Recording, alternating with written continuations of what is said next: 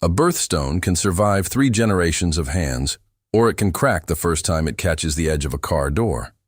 Nobody tells you that part when you're standing at a jewelry counter, picking something meaningful for a birthday or an engagement. The industry wants you thinking about color, rarity, and how a stone photographs under a ring light. What it does not want you thinking about is what happens to that same stone after 10,000 handshakes, 100 loads of dishes, and every single day you forget to take it off before the gym. Because here is the uncomfortable truth. A birthstone can cost you thousands of dollars and still be a genuinely poor choice for daily life. And a completely different birthstone costing a fraction of that can survive 40 years of real living and still throw light the way it did on day one. Tonight, we are splitting birthstones into 2 honest camps. The ones you should think twice about wearing every day, and the ones jewelers quietly reach for when they want something that will actually last. A few of these rankings are going to catch people off guard. One of the most expensive, most photographed gemstones on the planet lands squarely in the think twice category. And one birthstone almost nobody asks for by name turns out to be one of the smartest purchases in the entire jewelry case. But before we get into any individual stone, you need 3 simple ideas in your head, because every single ranking tonight comes back to these 3 things. The first is hardness. Hardness simply measures how well a stone resists being scratched, and gemologists rate it on the Mohs scale, running from 1 up to 10. Diamond sits at the very top, at 10. Ordinary quartz sits at 7. Pearl, by comparison, sits down around 2.5 to 4.5, which is barely harder than a fingernail. Here's why that number actually matters in real life. Household dust is loaded with microscopic particles of quartz, the same mineral sitting at 7 on that scale. So if the birthstone on your finger is softer than quartz, plain dust settling on your dresser is quietly scratching it, 1 invisible pass at a time, for years.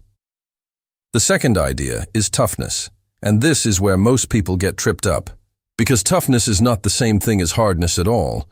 Hardness tells you whether a stone resists scratches. Toughness tells you whether it resists breaking outright. Think about a car windshield. It's genuinely hard enough to survive years of flying gravel without a scratch. But hit it at the wrong angle, with enough force, and it shatters instantly. Some gemstones behave exactly the same way. Tough enough on the surface to fool you, and surprisingly quick to crack under a direct hit. The third idea is cleavage, and it is easily the least talked about factor in the entire jewelry industry. Certain crystals grow with a built-in weak plane running through their structure, an invisible line where the stone genuinely prefers to split. Picture a sheet of slate. Slate looks solid as a block, but strike it along its natural layer, and it separates almost too easily in one clean plane. Some birthstones carry that exact same hidden seam. Hit them at precisely the wrong angle, and the whole stone can part in an instant, even though the same stone might otherwise resist a dozen other impacts just fine. Keep those 3 words in your head tonight: hardness, toughness, cleavage, because every single stone on this list gets explained by some combination of the 3. Let's start with the 5 birthstones worth thinking twice about, especially in a ring you plan on wearing every single day. Number 1, opal for October. Opal might be the most genuinely hypnotic stone on this entire list, and it might also be the closest thing to a small geological time bomb sitting quietly on your finger. For anyone born in October, opal has always felt less like a gemstone and more like a tiny window into something alive. Flashes of electric blue, ember orange, and neon green shifting with every angle you turn your hand. No 2 opals ever repeat the same pattern, which is exactly why so many people fall for one instantly and never look back. The problem sits underneath that beauty. Opal is technically a hardened silica gel, and it holds a surprising amount of water trapped inside its microscopic structure, sometimes well over 10% by weight. That trapped water is not a stable passenger. Sudden temperature swings, overly dry air, or even a long stretch in a safety deposit box can cause that water to slowly escape, and when it does, tiny internal cracks begin spreading through the stone in a pattern gemologists call crazing. Once crazing starts, there is no reversing it, and that shifting rainbow fire slowly turns into a spiderweb of dull fractures. Opal is also fairly soft, generally sitting around 5.5 to 6.5 on the hardness scale, which means ordinary dust and daily wear grind away at the surface faster than most owners expect. This is exactly why fine opal jewelry is almost always set in a bezel, a solid rim of metal wrapped fully around the stone's edge, because an exposed opal edge chips shockingly easily. None of this means opal is a bad stone to own. It simply means opal wants a gentle life, careful storage, and occasional rest, not 10 years of gripping a steering wheel. Number 2, pearl, for June. Pearl might be the single most fragile object we have ever collectively agreed to wear on our hands, and yet it remains one of the most emotionally loaded birthstones there is. For June birthdays, pearls usually arrive with history attached, a grandmother's strand, a wedding gift, a piece tied to ideas of grace and quiet elegance that stretch back centuries. That emotional weight is exactly why so many people never stop to ask how physically delicate the object actually is. A pearl isn't a mineral crystal at all. It's an organic material, built layer upon microscopic layer of calcium carbonate inside a living mollusk. And that same delicate layering is precisely what gives pearl its soft, glowing shine. It also gives pearl a hardness of roughly 2.5 to 4.5, softer than most metal alloys used in jewelry settings, which means the very prongs meant to protect a pearl can, over years, quietly abrade its surface. Chemistry makes things worse. Pearls are genuinely vulnerable to acid, and calcium carbonate dissolves in it. Perfume, hairspray, sweat. Even the vinegar in your kitchen will attack a pearl's surface on contact, which is why old stories about pearls being dissolved in wine or vinegar at extravagant Roman dinners are chemically plausible rather than pure legend. Add ordinary daily wear on top of that, tables, countertops, constant hand-washing, and a pearl's shine simply wears thin over the years. None of this makes pearl a poor gemstone. In a necklace or a pair of earrings, worn occasionally and stored properly, pearl can genuinely last a lifetime and beyond. In a ring worn every single day, it is fighting a losing battle against your own hands. Number 3, emerald, for May. Emerald carries one of the most luxurious reputations of any colored stone on Earth, and that reputation quietly hides some real structural problems. For May birthdays, emerald has always symbolized wealth and renewal, worn by royalty for thousands of years. And visually, it earns every bit of that reputation with a green so saturated it looks almost lit from within. On paper, the hardness looks reassuring too, typically 7.5 to 8 on the scale, which sounds like more than enough for daily wear. But hardness only tells half the story, and emerald's other half is troubled. The overwhelming majority of emeralds form full of internal fractures, a feature so common that gemologists gave it its own affectionate French name, jardin, meaning garden, describing the mossy webbing visible inside most stones. Buyers routinely assume those internal marks are purely cosmetic. They are not. Those fractures are genuine structural weak points, and a sharp knock can split an emerald far more easily than its hardness number would suggest. This is actually part of why the emerald cut exists in the first place, a rectangular shape with trimmed corners specifically designed to remove the sharp stress points that would otherwise concentrate impact and crack the stone. On top of all that, nearly every emerald sold today has been treated with oil or resin to fill those fractures and improve clarity, and that treatment is delicate in its own right. Ultrasonic cleaners and steam cleaning can strip the treatment right back out, leaving a suddenly cloudier, more fragile stone behind. Emerald looks like it should be indestructible sitting in a display case under bright light. In practice, it needs noticeably gentler handling than sapphire or ruby.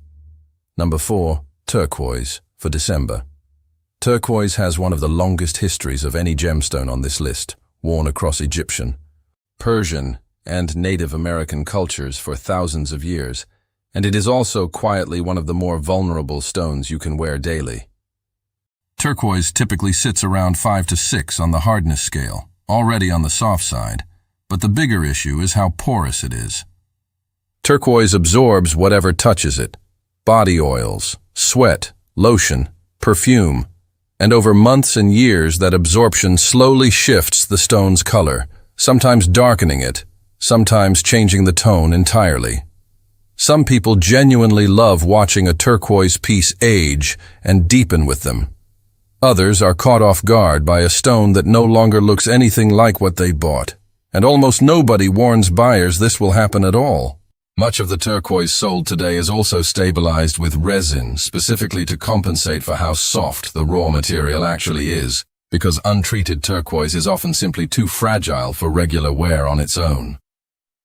Picture the daily gauntlet turquoise has to survive: keys, doorknobs, kitchen counters, gym bars, and none of it is kind to a soft, porous stone. In earrings and pendants, turquoise is genuinely stunning and holds up reasonably well. In a ring expected to survive sapphire-level abuse, it consistently disappoints. Number 5. Tanzanite, as a modern alternative for December. Tanzanite has one of the great origin stories in the entire gem trade, a violet blue stone found in exactly one place on the planet, a narrow strip of land near Mount Kilimanjaro in Tanzania, and marketed hard over the past several decades as a rare, modern luxury alternative to sapphire. The color really is remarkable, shifting between deep blue and soft violet depending on the light hitting it. Mechanically, though, Tanzanite is quietly one of the more fragile stones on this entire list.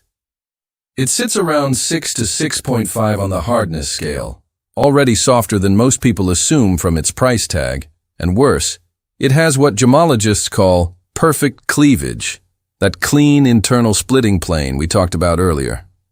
Moderate hardness paired with perfect cleavage is a genuinely rough combination, because a single sharp knock against a countertop or door frame can split the stone cleanly in two. There's another detail rarely mentioned at the counter. Almost all tanzanite sold commercially has been heat-treated, since the rough material typically comes out of the ground, a dull brownish color. And heat is what transforms it into the vivid blue-violet everyone recognizes. The treatment is permanent and stable, but it does mean the famous color buyers fall in love with is essentially manufactured rather than naturally occurring in that form.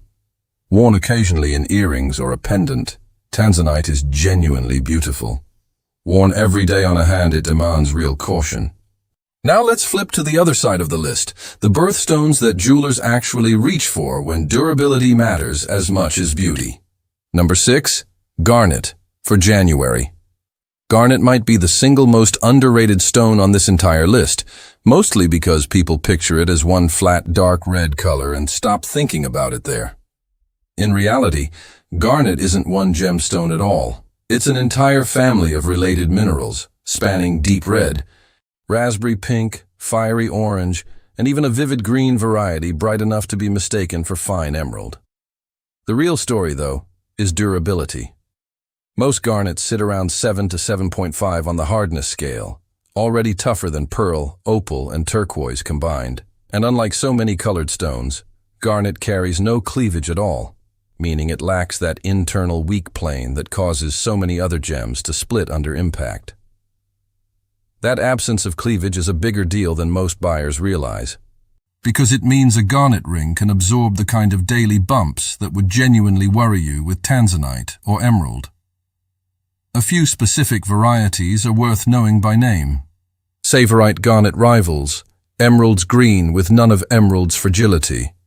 Rhodolite garnet has a warm raspberry glow that looks far more expensive than its price tag suggests, and demantoid garnet, in the right light, can throw more fire and dispersion than a diamond of similar size. Garnet quietly checks every box people actually want: real beauty, genuine toughness, and a price that rarely matches its performance. Number 7. Amethyst, for February. Amethyst proves something worth remembering, that a birthstone doesn't need a luxury price tag to earn a permanent place in your jewelry box. For February birthdays, amethyst has long carried associations with calm, clarity, and even royal status, and visually it delivers exactly that impression. A deep violet purple that can shift towards soft lavender or flash red and blue depending on the light. Amethyst is simply purple quartz, and quartz is one of the most dependable minerals in the entire Earth's crust, sitting at a solid 7 on the hardness scale. Hard enough to shrug off years of ordinary daily wear. It also carries good overall toughness, resisting the kind of everyday knocks that trouble softer stones.